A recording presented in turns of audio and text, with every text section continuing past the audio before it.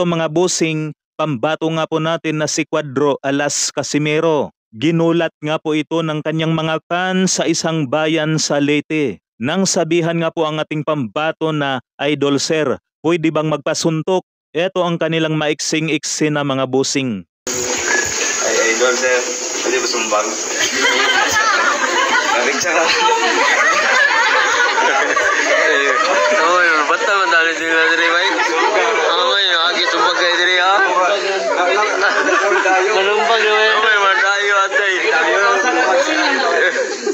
Pwede na tayo. Klaro kayo eh. So, hi guys, this time guys, nandito tayo sa tinatawag nila na ano? 16K plus. 6,000 bro. Ha? 16K plus. 16K flowers. Flowers, tara.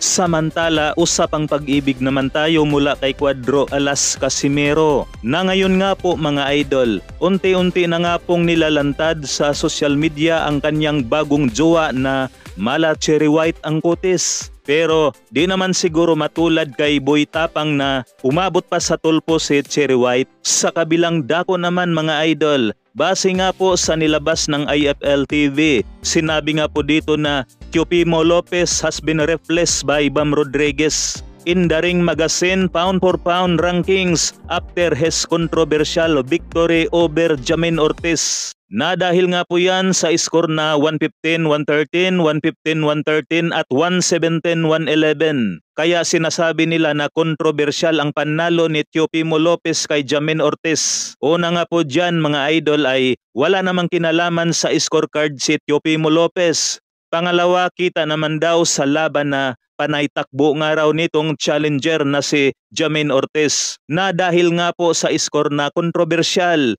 nasipatuloy sa number 10 pound for pound itong si Teofimo Lopez. Hanggang dito na lamang muna mga idol. Maraming salamat po.